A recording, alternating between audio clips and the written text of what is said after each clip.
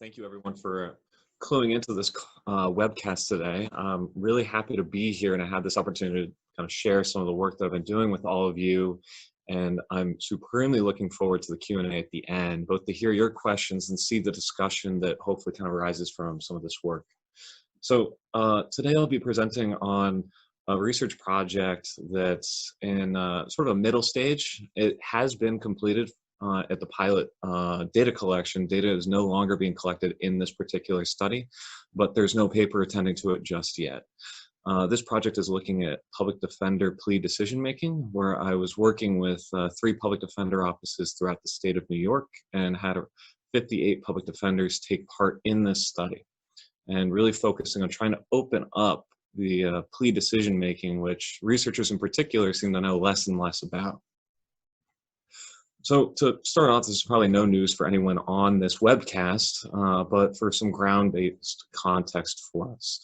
Well over 90% of convictions do arise from guilty pleas in a plea bargaining process. And this is a process that is less understood today than it was in the 1980s due to the discontinuation of PROMIS as a prosecutor management information system that was funded by the Bureau of Justice Statistics. But unfortunately, they then stopped funding that in the 80s and we don't know as much anymore.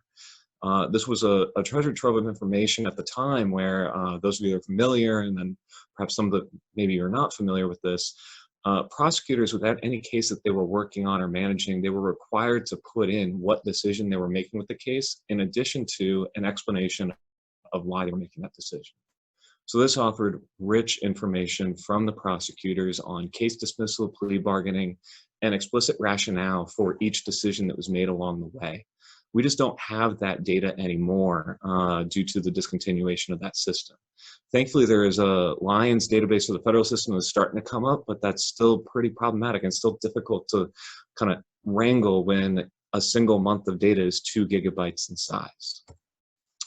So what's come against this, at least some researchers trying to open this box back up in the last 10 to 20 years, is the use of vignette research, or presenting would-be defendants, hypothetical defendants, students, judges, prosecutors, public defenders, private defense counsel, presenting them with these hypothetical scenarios, asking them to imagine they were in a set of circumstances and then trying to look at what their decision-making is in that context.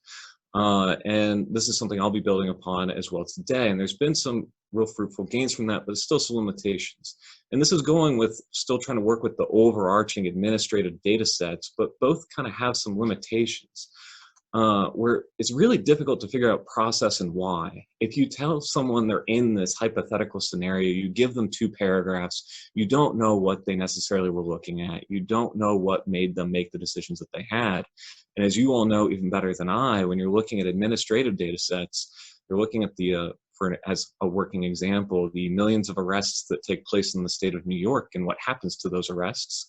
You see that Black arrests are more likely to be convicted of a similar charge to what they were arrested for than white arrests. Is that because of plea bargaining? Is that because of a conviction on a lesser charge?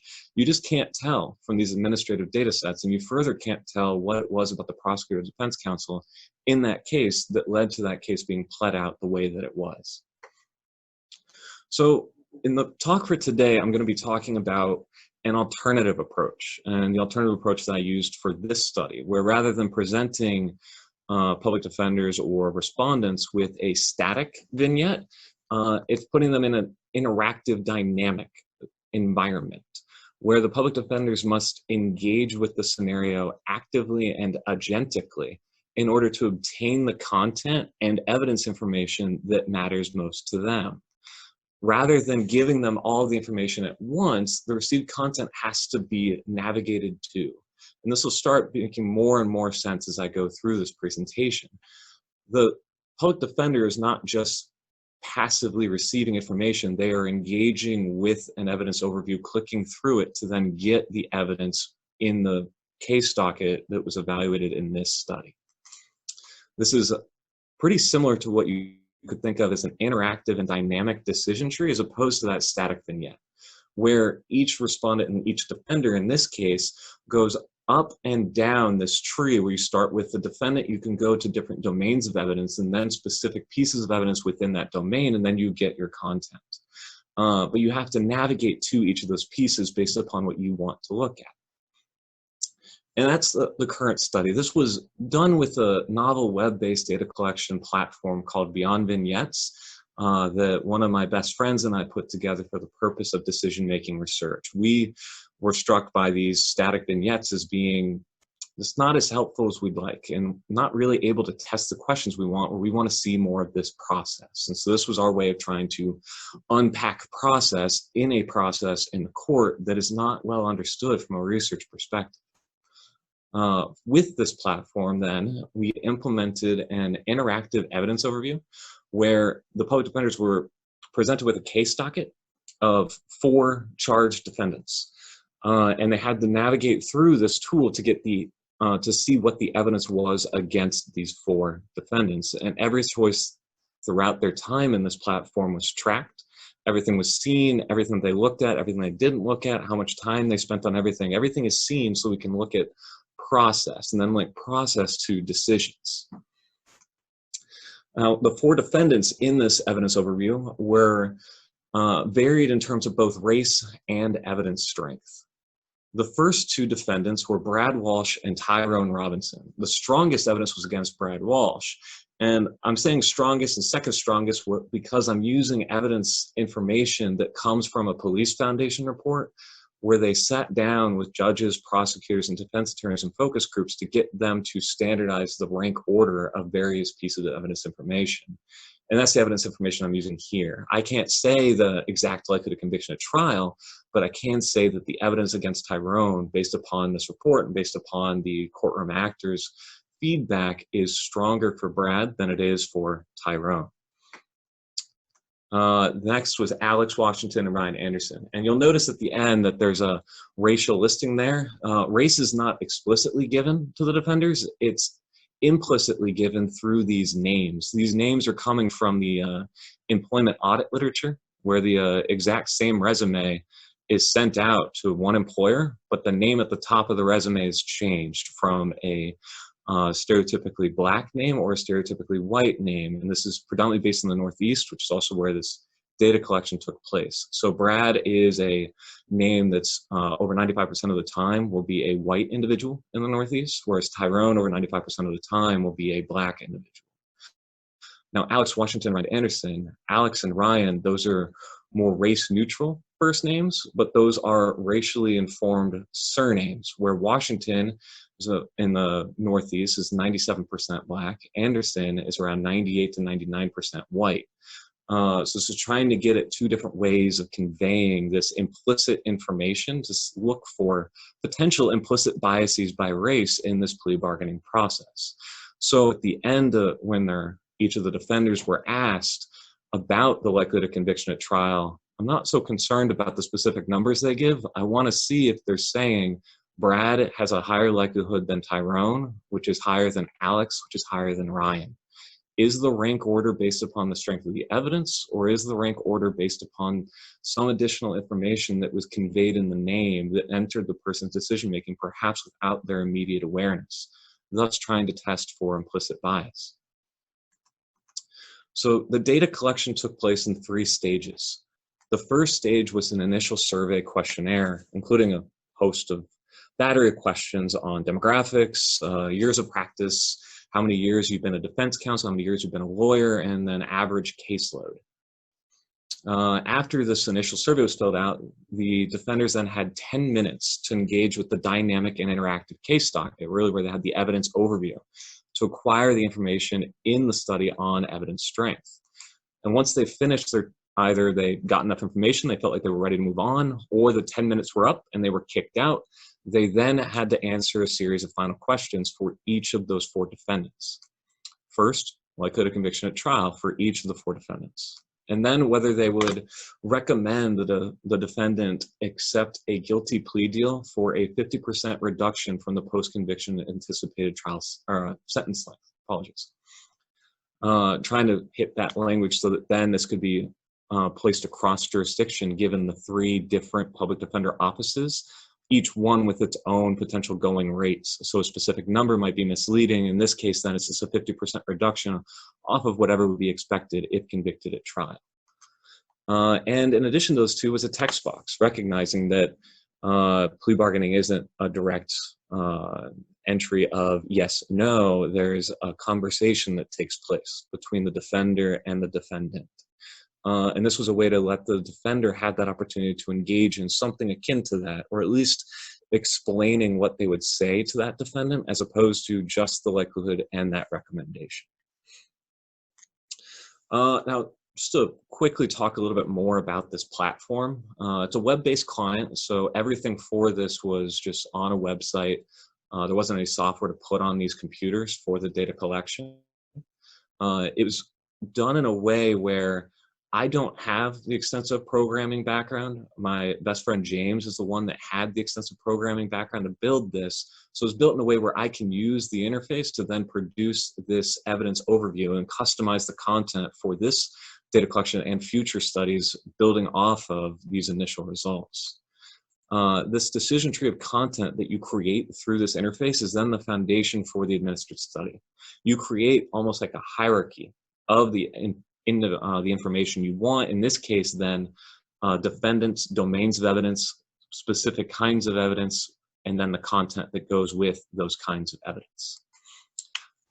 Everything is very customizable to the specifications of the researcher and was very easy for this project to administer. And for administering then, where the editor builds this decision tree that otherwise you'll see in the coming slides, it looks pretty unwieldy. The proctor client translates all of that into a user-friendly interface for, in this case, the public defenders to engage with the study. And that made it so that when the public defenders were engaging with the study, everything was tracked, everything was captured, and then everything was recorded to really Pluckett process in addition to those decisions that I mentioned previously that they were engaging in for each of these 4 defendants. This is a snapshot of what the editor client looks like. I know there's a lot of stuff on this slide, and normally this is where if I was giving this in person, I'd be doing a little song and dance up there, pointing out individual things. So bear with me as we work through this with the electronic screen. You'll notice what looks like a bit of a spider web on the right side of your screen. That's showing the tree of content, where you have the initial point that's got the red box next to it, which is the plea docket. Underneath that are 4 potential paths for the 4 defendants. And Tyrone is opened up here, so we can see what follows from there. Within Tyrone, there are 5 domains of evidence, and these are the same 5 for each of the 4 defendants. Within each one of those domains, there's multiple pieces of content that could then be requested. And the defenders that engage in the study, they'll go down and up this tree. You can click on Tyrone, and then you could go back up to then return to the 4 defendants on your docket. And this is just taking us through what I mentioned in the previous one, just hopefully a little bit easier to see here in terms of the plea docket, the 4 defendants, and then the domains of evidence underneath. And then here giving you a depiction again, showing you everything opened up for Tyrone, not opening up all of them because you can probably already see the screen's getting a little crowded already. Here's then what the public defender would see as soon as they enter, or rather complete, the preliminary survey, some demographic information. This is the hold screen before they have their timer. So this is the scenario that we're starting from.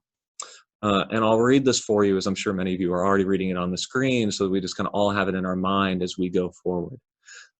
There were 5 armed robberies over the course of a 2-week period in your jurisdiction. The police and media believe the robberies were unrelated to one another and separate instances of crimes of opportunity. The police and the prosecutor's office have produced separate cases against 4 individuals for 4 of the individual armed robberies. No charges have been filed for the 5th armed robbery, and the investigation is still ongoing. You have been tasked with representing these 4 individuals and will have some time to look through an evidence overview for this case docket before being asked on your initial recommendations for each defendant. Those specific recommendations will concern your perceived likelihood of conviction at trial, whether you would recommend the defendant plead guilty, and whether you think the defendant is, in fact, guilty of one of the armed robberies. the public defenders were allowed to spend as much or as little time as they wanted with this paragraph. And this isn't the only time they'd see it. This is what would be present at the kind of the home screen or the base screen as you go through the interactive tree of content, but wanted to give them enough time so they didn't feel rushed with reading this paragraph. This was also an opportunity where if anyone had questions, they could ask questions here. Had a lot of questions here too in terms of the specificity to make in terms of co-defendants, to clarify that these are separate cases, separate defendants, not co-defendants.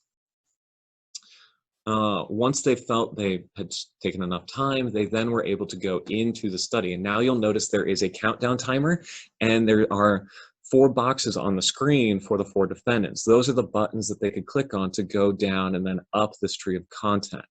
The paragraph that is an exact carbon copy is there, so if they ever wanted to refer back to it, they can. They have 10 minutes to engage with the material through this tree. Now from here, if you clicked on Tyrone, you would then be presented with those 5 domains that I talked about that were nested underneath Tyrone. And then if you were to click on physical evidence and then look at fingerprints, you would see this piece of content for Tyrone. Suspect's fingerprint found at the crime scene. So now you have your first piece of content on Tyrone, one of 14 pieces of evidence for Tyrone, where there are 14 pieces in the same domains for the 4 defendants for a total of 56 pieces of evidence. And 10 minutes is not a lot of time to go through that. That was very much by design, and conversations that Andy Davies and I had before this study to really put them under time pressure as a baseline for future studies to manipulate how much time they had to then show the effect of resource constraints on pushing people to then engage more in heuristic decision-making, leaning upon extra legal characteristics rather than this evidence. So we have this interactive kind of decision tree that they're going through. It's an interactive scenario, and this is where all the data came from. Once they're done with the 10 minutes with this tree of content, and I should also note, they were allowed to and encouraged to take notes on a piece of paper while they were going through it. They weren't forced to use their memory alone. Once they were done, they could click finished or they were kicked out, and that took them to the final questions concerning the likelihood of conviction at trial, recommended for the 50% reduction plea, and what they would say. Now to talk a little bit about this sample. I mentioned that it came from 3 public defender offices, and it's probably no surprise to any of you in terms of how I'll be describing those for the study. We're going to call them public defender offices 1, 2, and 3. There were 26 from 1, 12 from 2, and 20 from public defender office 3. And no, I will not tell you which offices they were. There were a total of 58 defenders that took part in the pilot study. I'm supremely appreciative to all 58 of them and each of the 3 offices for allowing me to conduct this study with their public defendants. The study was administered on laptops or computers at the public defender offices or nearby or adjacent computer labs that were made available for the data collection. Tried to do it in waves so that multiple people were doing it in parallel for simplifying the administration. Here's some descriptive information on this sample of 58 defenders. Slightly more men than women. 60% of the sample was male, 3% Asian, 14% black, 76% white, mostly white sample, on average about 38 years old, and a good amount of experience as a practicing attorney, and particularly as a defense attorney. So I wasn't necessarily just getting the introductory public defenders. It really seems for each office like I got a pretty broad swath of the public defenders that worked in that office. You'll also notice 2 additional pieces near the bottom of this table for estimated annual caseload and estimated concurrent cases. When moving forward with this project, I'll absolutely be rethinking the way to ask about caseload. Those 2 questions had some of the most difficulty where public defenders really weren't sure how to answer that question. In terms of, well, I have a case that's been open for a long time that's not closed. Is that a concurrent case? Is that an annual case? These were things that I didn't think about and readily acknowledged that my knowledge was limited. So while I have those numbers there, I'm not really going to put much stock in them. I'm not sure if I can use them because not everybody viewed it the same way. As an aside, I'd love to hear more from all of you on the best way to think about what is caseload for public defenders. So then going to the evidence where we tracked everything that they looked at. This is then the specific pieces of evidence that were viewed by the most public defenders. So for that first row then, 97% of the defenders, so really 57 of the 58 defenders, viewed the surveillance tapes and photos for Brad. 97% viewed the fingerprints for Brad. 97% viewed the surveillance tapes and photos for Ryan, and it kind of goes down from there. So this is just looking at the percent of the defenders that viewed each individual piece of content, the evidence of the 56 pieces of evidence. And you'll notice, at least for these, where these are all 90+%, there's a bit of a pattern we can see in these pieces of evidence, predominantly related to physical evidence or the nature of what was said, the confession. And based upon the notes that the defenders were taking, it was pretty clear they were looking at whether or not the evidence was obtained appropriately, whether the evidence could be thrown out. Very much looking at what can get this case dismissed. It was a surprise to me, perhaps not to all of you. I was thinking they might go more for like plea bargain versus trial, but it was very much of like, if I can get this case dismissed, I can get a better deal. Again, showing just really the characterization of the system in a way that's lost with administrative data sets on their own. So talking about the most viewed evidence, let's look at the least viewed evidence, and quotation marks are warranted here, as the least viewed piece of evidence was the reliability of the victim for Brad, but 60% of the defenders still were able to see that piece of content. In fact, most of the defenders were almost able to see all of the content that was in this tree. I was not expecting this. They were quite industrious in being able to go through all 56 pieces of evidence before making their decisions. But here still, we see a bit of a pattern where it's the characteristics in terms of reliability, credibility of the victim and the witness that were not viewed as frequently, still pretty frequently, but not as frequently as the physical evidence, which would be consistent with what seemed to be the case with the defenders being focused on what would get this case dismissed far more so than what would happen at trial. So as far as those final questions then went, we have what the evidence they looked at. Their perceived likelihood of conviction at trial for those defendants, it matched the strength of the evidence, at least on average, where on average, the sample of 58 defenders thought there's an 86% chance Brad would be convicted, 75% for Tyrone, 40% for Alex, and 28% for Ryan. And this matches the strength of the evidence order that I presented initially. So it's pretty encouraging that we're not really seeing an implicit bias by race and aggregate here. And then we also see the proportion that we're recommending a plea, and consistent with what I mentioned before, the amount of content viewed for each of the 4 defendants, it's essentially the same, right around 11, 12 pieces of evidence for each of those defendants. Again, a reminder that there were 14 total for each defendant, so they're seeing nearly all of the evidence, and there's no difference in this and how much evidence was looked at based upon race or based upon strength of the evidence. They did a very thorough job, which was impressive under those time conditions. And the last part of what did they specifically say? So Brad and Tyrone, these were the 2 that had, based upon the previous slide, were the most likely to be believed to be convicted at trial, and the ones that really did have the strongest evidence against them. One defender wrote, "With no defense, trial will only lead to doing more time. Big mistake to take risk when really no way to win." Another wrote, "Please let me try to reduce your time at least."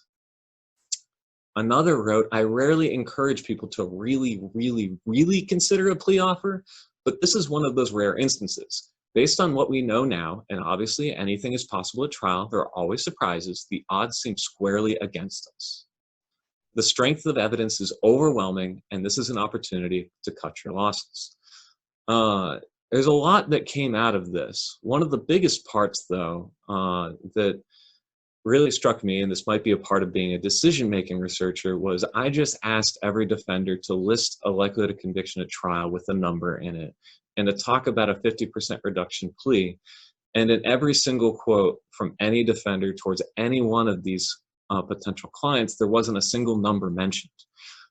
Getting, again, you all and they would know far better than I that numbers aren't the meaningful way of conveying information, and trial remains rife with uncertainty, which was another theme that was really coming through.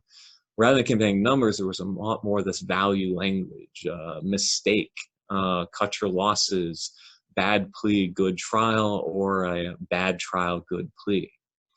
So let's go forward and take a look at the other 2 defendants that they thought were more likely to be potentially acquitted at trial, or at least not convicted. So what did they say to Alex and Ryan?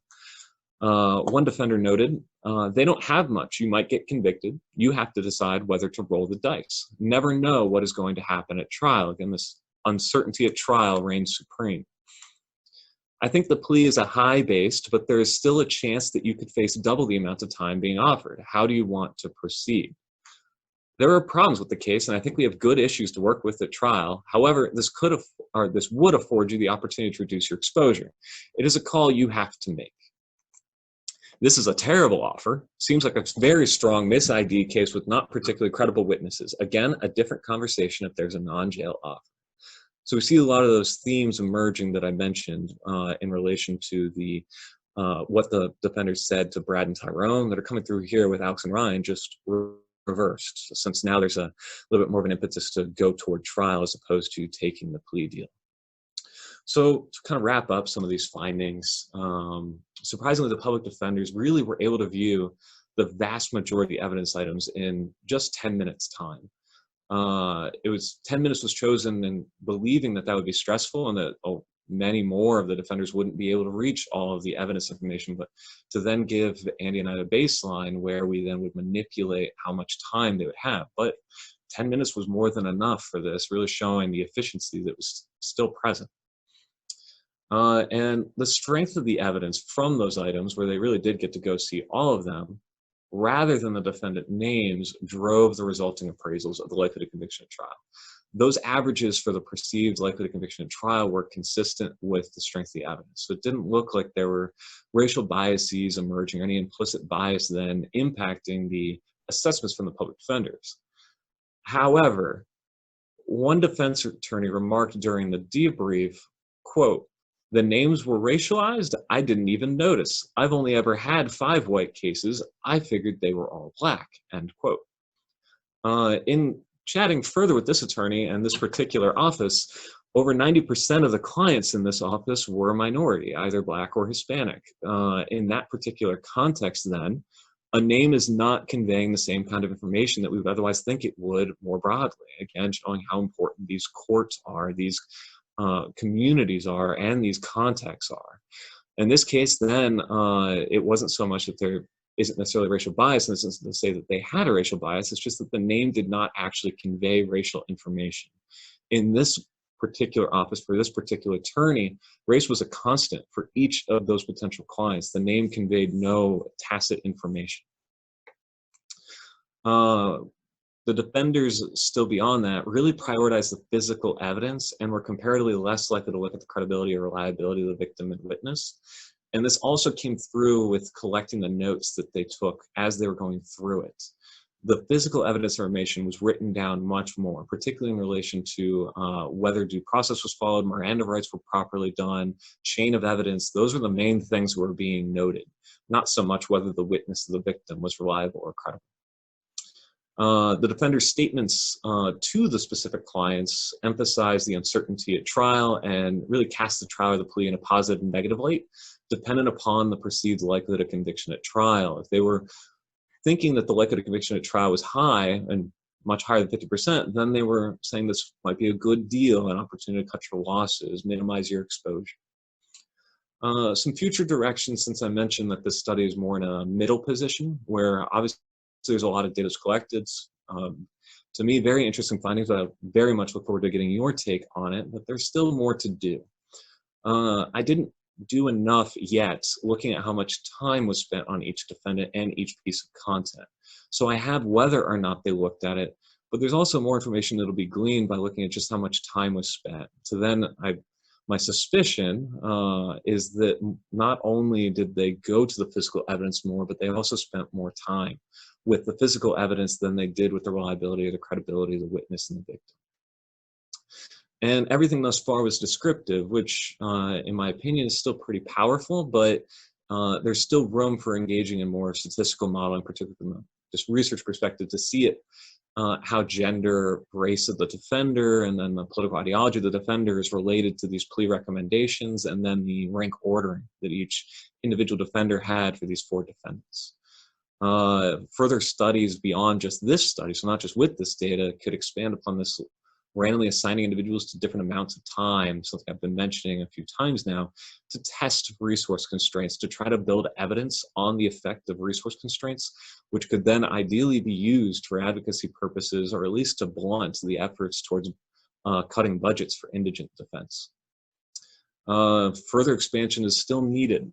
Context is clearly important, and more contexts are needed, not just of courtrooms, and not just of counties, and not just of offices, but also of actors, to have the prosecutors go through this too, to then really get at where implicit bias may or may not be coming in, what pieces of evidence are more important to prosecutors, what pieces of evidence are more important to defenders, how is this operating? How is this process unfolding? Trying to get more information on this process that is certainly not as well understood on the research side as it was previously. And with these expansions, there's further room for different scenarios. This one was much more of a serious offense as opposed to a more mild offense. So there's room for different kinds of offenses, perhaps not a person offense, where there's particular jurisdictional variation that attends a person offense as opposed to property crime. And with this, there's room to expand beyond just engaging here with plea bargaining, where you're further advanced in the case, but to actually perhaps go through discovery or to perhaps go through the sentencing stage. So with all of that, I thank you for your attention and for the invitation to join this webcast. I very much look forward to your questions and engaging in a nice discussion on some of the things that I brought up during this talk. So thank you very much. Thanks so much, Teddy. This is Andy again. We have about 20 people in the room, which is a great crowd. I haven't received any written questions via the chat box, but please feel free to put them there if that's your preferred method for communicating. I did receive some notes from people who are having trouble joining the webinar. Do keep those coming, but I don't want to get distracted with those now. So usually what happens at this moment is I invite people to just unmute themselves and ask a question, and then there's a good 15 to 20 seconds of awkward silence. Anticipating that, please do feel free to just unmute yourself. There's a lot. I find this research not only insightful and interesting, but very thoughtful provoking for possible future applications. So please do just unmute yourself and jump in and go ahead and ask Teddy a question.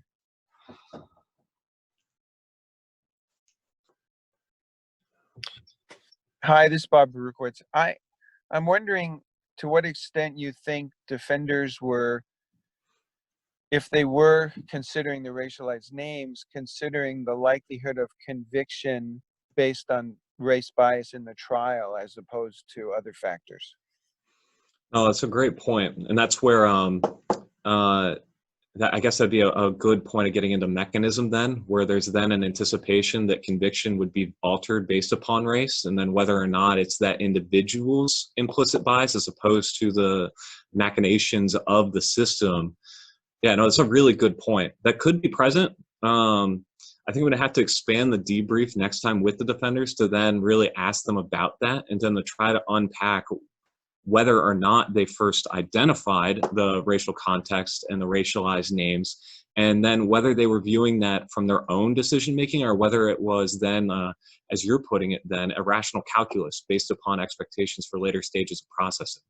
Unfortunately, that quote that I presented from one of the defenders that then raised the specter that perhaps they didn't notice at all, that was right after I finished, and that was from one of the last people to complete the study. So I haven't had the opportunity to go collect new data yet, but I'd certainly welcome additional ideas or things to definitely pay attention to for continuing to engage in this arena. Thank you.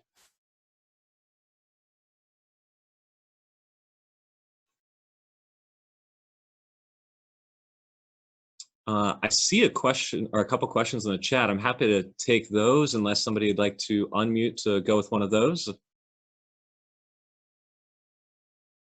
Suppose I could take the one from the chat then. So it's from Matthew, for the two defendants with similar quality of evidence, but one was black and one was white, Was the difference in likelihood of conviction statistically significant? I can't answer that yet because I haven't done the statistical testing yet. That's a fair point with that. The tricky thing with it is that I should have maybe perhaps clarified this, that they were similar. However, the strength of evidence in every domain was set so that it was stronger for Brad than it was for Tyrone. And it was stronger for Tyrone than it was for Alex, and it was stronger for Alex than it was for Ryan. Those differences were not statistically significant for the average. However, the thing that's more important than the specific value is the order that each individual defendant had. So for each defendant, you have like the 4 numbers, and they're 4 perceived likelihood of conviction at trial. But within that, what's almost more important is the rank order in terms of, did they have Brad above Tyrone, above Alex, above Ryan? And I haven't had the chance yet to run a statistical test on that to see if there were differences there. All that I have thus far is the descriptive information. I guess I can go down to Torrance question. And I should have also said from the beginning, I am a firm adherent in the kind of the back and forth discourse. So Bob, from your question before, Matthew, your question there, if you had follow-up, please do engage. I'm happy to have conversation in addition to going through questions for a more prototypical Q&A. Well, this is Bob again. I have a slightly different point. The size of the caseload that you recorded is enormous. Yeah. And it's also not clear whether those were a mixed caseload or all felonies.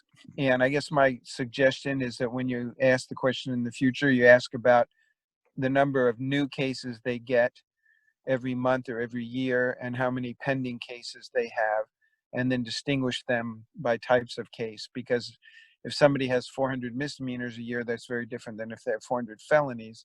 If they have 400 felonies, it's going to affect their subconscious or conscious willingness to go to trial. I completely agree with you. And that's, oh, I'm sorry, were you still talking? No, that's it. Thanks. Oh, no, thank you, Bob. I completely agree. And I think that's a great idea to just open that up and have multiple questions. I wanted to tap into this initially, and it didn't work the way I had it. And that, what you just said is one of the big things that was talked about in just about every administration. And then once it was midstream, it's kind of hard to change it. The question of, should misdemeanors be part of it? Should felonies be part of it? And you can certainly see that the 2,500 maximum there, that defender is listing both misdemeanors and felonies. That defender did not have 2,500 felony cases on their docket. It was a lot of misdemeanors, which is further where it's just very, very difficult to interpret that. And in many of those cases, some of the defenders didn't really know what they should put. And then it was the insider that was helping with the administration that helped provide at least a ballpark estimate. So definitely more work was needed for those and trying to pin that down to be able to capture really how many they had. Go to Torrance question. I apologize if I mispronounced your name. Have you started networking with any prosecutor offices to participate? I wonder about how willing they would be to participate, but I'm curious about your thoughts. I have thus far. I haven't done that administration yet because while I'm in Albany, New York, the prosecutor offices that were willing to participate to this point are in New Jersey. That's also where some private defense counsel were absolutely interested in participating. So it's one of the potential, or sorry, not potentials, but where directions I'm planning on going is then doing this in New Jersey. However, for the start, easier to stick to the home base with New York and working through public defense in concert with Andy Davies. But at least thus far, they haven't been too opposed to it, and they thought it was interesting. And I think the part that they also view potentially as being promising for them with this study is kind of similar there. If there's not necessarily an implicit bias that's found, then that's a useful piece of information that for them. With all of these studies, with all of these publications, with these presentations, definitely in conjunction with the individual offices, and be the same for the prosecutors. So I may be a little optimistic, but I certainly do remain hopeful, and I have an expectation that there will be prosecutor offices that will participate in this. And there has been interest thus far, but there has been more interest thus far from the side of public defense. I guess if I'm going down, I see S. Weedlick. Was the system able to track in what order they looked at data in addition to if they looked at it or not? Yes, it was. So the explicit order of where they went, and not just what specific element they went, but every single action they made. So if you clicked on Tyrone and you didn't go further, you went back up, we have that click. So we had every single action that took place during the 10-minute interactive, almost choose your own adventure. And everything you went to, whether you went back to a piece of evidence multiple times, and everything's timestamped to then allow for tracking how much time was spent in every single position you could be in within that tree of content. Now, it's great that I can say that we have that. I haven't done anything with that yet. So as soon as I do have something done with that, I'd be more than happy to distribute it, but I don't have that quite yet at this time. And what number of, a question from PDS Core team presenter, what number of total possible defenders could have participated from the 3 offices? That's a good question. It's well over 100. I don't have the exact number of how many could have, but yeah, it very much was a convenience sample from each of the 3 offices. It is not necessarily, and I should qualify it, that this is not necessarily representative of all defenders in each of those 3 offices. Did get good coverage from those offices. Many of them did participate, where a lot of the public defenders in each one of those offices were pretty excited about the project and were pretty anxious to participate and really wanted to. But it wasn't all of them. That's certainly true. And I could probably track down that number. It's probably a good number that I should have in the back of my mind to at least be able to talk about the proportion of the total that I did end up getting. That's all very good questions thus far. Were there other questions either to the chat or in the conversation, or if there are other suggestions that you had with this project or later projects? I see from Matthew, how did you recruit within the offices? Management encouragement, incentives. So with each of the offices, I went into the office for every single one in advance, and then basically gave a pitch at the meeting, or at least like of a way to talk to defenders in advance. And several of, I'm not going to name names here, several of the, I want to say higher ranking public defenders, but the one, not quite boss, but one of the lead public defenders in each office then also sent out a solicitation and encouraged people to participate, but everything was still voluntary. The only incentive that would have accompanied it is that I provided lunch for the offices. However, the lunch was to come. The lunch was not to participate. There was no direct financial or material incentive to complete the study. And there were several people that came down, grabbed a slice of pizza and left, and they were absolutely encouraged to do that, and any leftovers were left with the offices. So tried to provide it with something of more than anything, just my appreciating their time, where I enjoyed having the opportunity to then have conversations with each of the defenders, both before and after they were completing the study, to really learn more about it. And that's where one of those pivotal quotes came from one of the defenders during a debrief concerning whether the names were racialized. I hope that answered your question, Matthew, in terms of the recruitment within the offices. But if you had follow-up questions, please do feel free.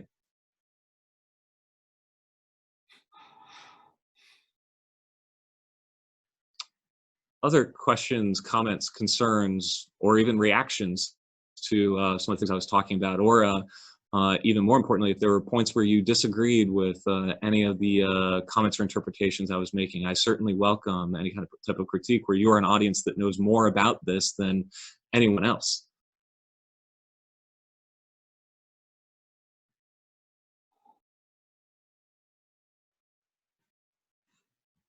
Silence is also golden. Hi, this is Taya. Can you hear me? Yes. This is a very practical question, that Beyond Vignette program, is that available to others, or is it sounds like it's something you have created? Yeah, it's something that my best friend and I created. We have plans to make that available to other people. We're still working on some kinks out of it. I can absolutely keep you in the loop as soon as we reach that point.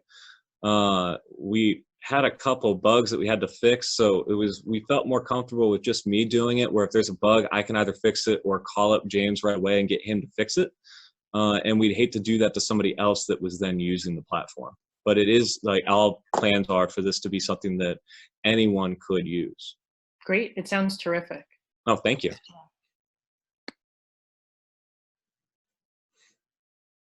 I'll go with S. Weidlich first, and then I'll hit Torin again.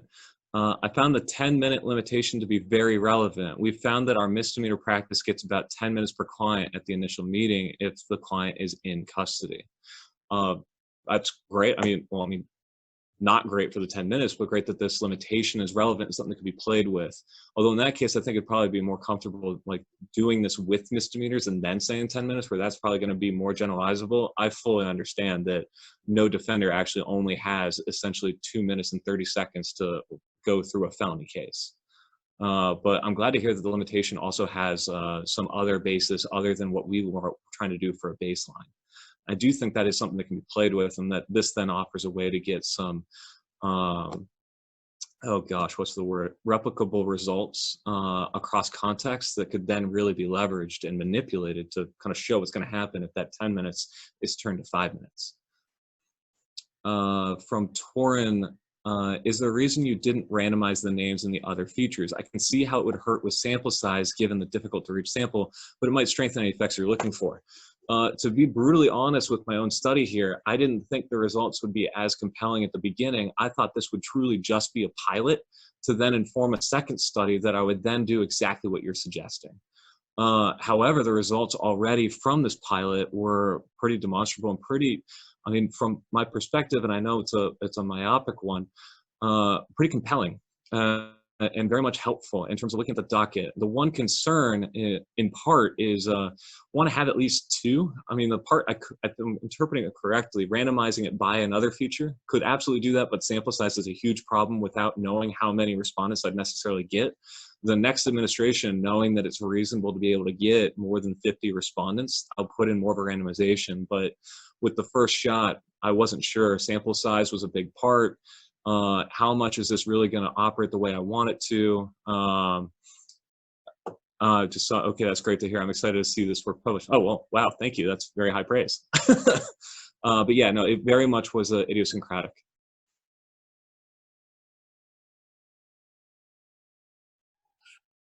Was there any pushback on the 10-minute limit? Like, how do you expect me to make a decision with a client in that kind of time?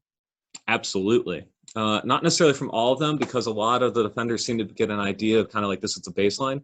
And whenever there was pushback along that times of ways where like somebody would be like, you really expect me to only do this in 10 minutes? I explained to them and explained the purpose that I recognize 10 minutes is not representative of how much time you would spend on this case. And this is trying to get closer, but this doesn't fully emulate that entire process. This is trying to get a baseline for future work to look at the effect of 10 minutes, 20 minutes, 5 minutes to then get at the variation as opposed to the 10 minutes on the whole. And in each case where, I'm trying to remember offhand, there were at least 5 defenders that raised this. I got 4 nods and then 1 cock of a head before then they all like agreed to participate in the study. And afterwards they said that they understood where I was going with it, but that they felt the time as they were trying to go through it. I think part of where the 10 minutes felt more imposing, especially in the beginning, is I think a few of the defenders thought they were going to be seeing like full evidence. So they'd have to be going through rap sheets. They'd have to be going through reports and everything else, when actually they were just going through evidence overviews and then descriptions of evidence, which didn't take them as much time. So I think there was more resistance to the 10 minutes before the study than there was after the study. Mm-hmm.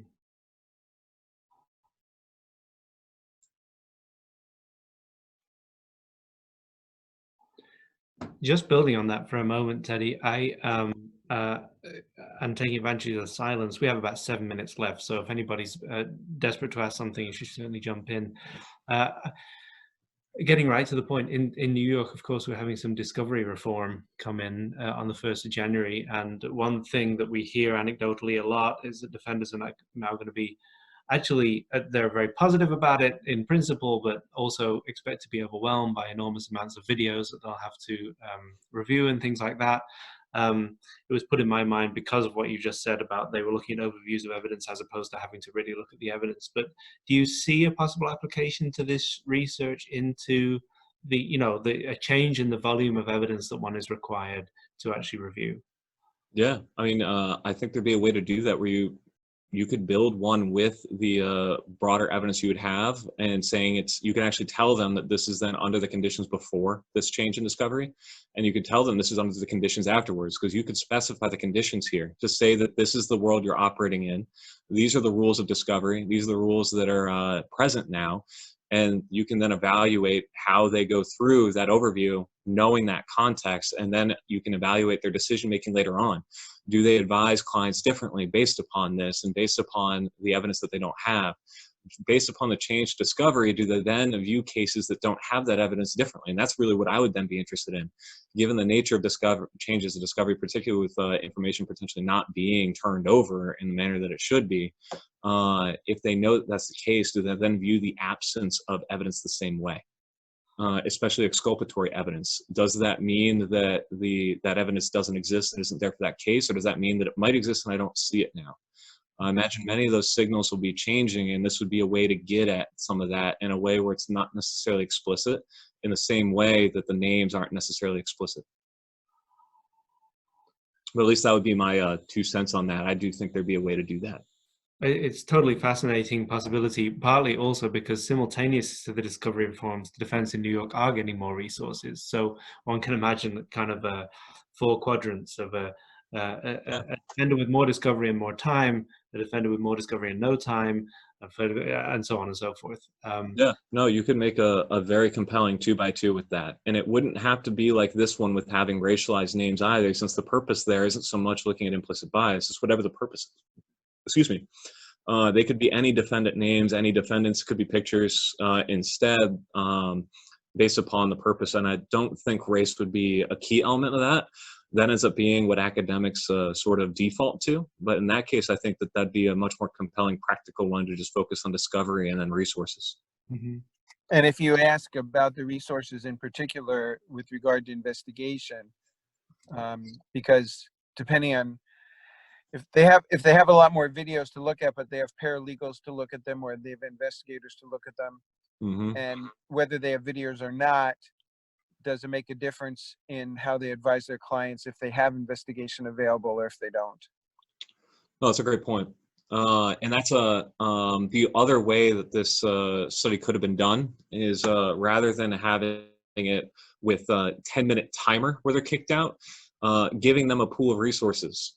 So saying you have 100 units of resources, or whether it's saying you have $1,000 of resources, and then saying the different things that you'd want to do would cost different amounts of resources. So if you wanted to have a person do an investigation of one element or another part, they have to choose by spending their resources that are limited within that design, and then they get the result of that immediately. So there's 2 ways of working with resources here. One, through the actual amount of time they have, or by making it a resource-based dynamic vignette where you manipulate how much of a starting pool of resources they have, and then make them pay like a token, or a token is the wrong word, but make them basically pay with their resource currency for the tasks that would be part of this, the inquiry of the investigation, the various parts of it. You could absolutely do that, and then get at it almost more explicitly and more directly than you can with the timer that I used for this one. I'm happy to continue this line of discussion, or I can shift over to the comment that went into the chat. Let's get to the comment, and then we can just have possible opportunity for a closing question. Sure. So from S. Wiedlich, in the scenario where you described the 4 clients and the 5 armed robberies, what was the meaning of the 5th armed robbery being still investigating? Why that detail? That's a great question. Let me see if I can get to that for everyone again. Got a whole bunch of things up on my screen blocking it. So part of that was just to try to make it clear that it wasn't so much that it was a bad armed robbery. It was just trying to make it that there were more offenses. These were the 4 that were caught. And all of it was, some of the detail was there that was superfluous. This is one of the hazards with static material like that I'm stuck with in this overview too, was trying to build one where they had other details, again, trying to obfuscate from other parts. In this one, it was many things were done in and around the study to around the racial names not necessarily being immediately identified. So putting 5 armed robberies with 4 clients, now they're looking at like, oh, maybe these did it, maybe they didn't do it. Also wanted it to be set up so that in truth, if you went through all of the evidence that was against Ryan Anderson, you'd conclude Ryan Anderson was falsely arrested and that was very much a bad arrest and that Ryan Anderson did not commit that offense. The others, it's still ambiguous, but it's not as clearly did not do it. So the 5th, it doesn't have much use other than just trying to add another layer of detail into the scenario to try to prevent the defenders from intuiting the purpose of the study. This is one of the big hazards with any study. We're trying to find implicit bias or trying to find like implicit elements of decision making that somebody could reasonably figure out what is being looked at, what is being tested. And this would particularly be the case with public defenders, lawyers, or academics where you have highly educated respondents and very intelligent respondents that could pick up on details if they're focused on them. So the 5 versus 4 is to try to present another piece of information on the background that might draw their attention and might help me in terms of the names then being part of it so that they're not consciously focusing on it. It's then in the background that they're seeing the names, and this is where the implicit bias might come in. But it's an open question whether it had that effect or whether there would have been any differences if I said 4 and 4 rather than 5 and 4. But hopefully that at least gives you some idea that there was a little bit of rationale behind that, but it wasn't as much as worth noting otherwise.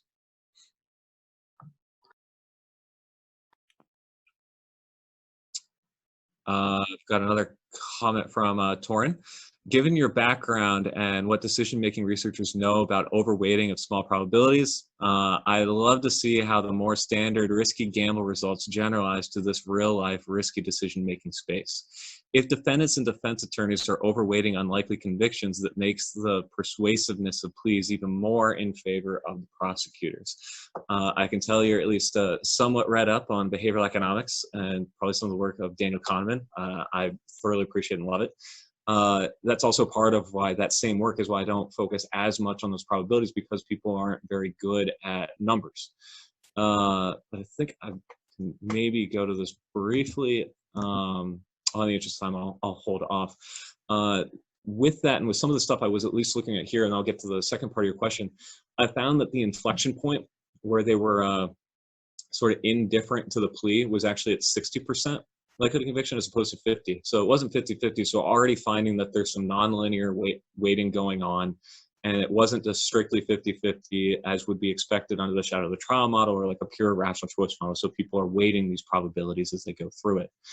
Yeah, and the part with like seeing how the same risky gamble results generalize this real life risky decision making space.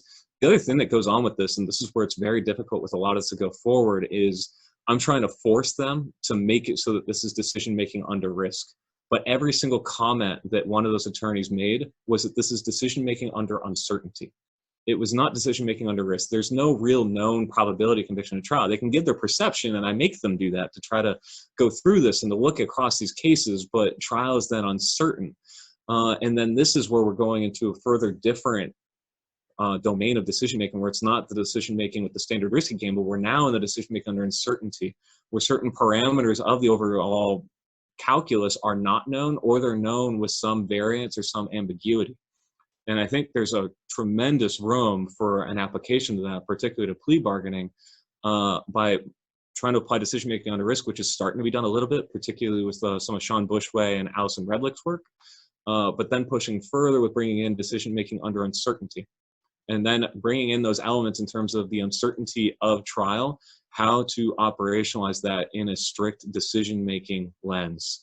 Is the uncertainty at trial strictly one of probability, probability conviction? Is it the sentence length? Is it the expected sentence length? Or is it the charges? I would assume, and I'd hear from all of you, that it is all of those things. And so all of those things are then on certain parameters that makes this more complex and then more compelling, and then further harder to take this typical, do you prefer $500 with certainty or the 50-50 chance of $1,000? That's not really the same thing for trials. There's definitely a lot more work to do there. I hope that helped with a little bit of your question, at least the first part. Oh, yeah, great. Well, glad you liked it. So we are just a few minutes after the hour, and we do try and keep these things to an hour, but I can tell that there's a lot of energy and people would love to be in touch more. Thank you so much, Teddy. I will certainly, if people want to send me a message, I can easily put them in touch with you if you'd be open to that. Yeah, and there's my email address in the chat. If anybody had any future questions, comments, concerns, or anything else that you wanted to talk about, please do feel free. Email me anytime. I check my email at very odd hours, so you'll get probably a pretty quick response.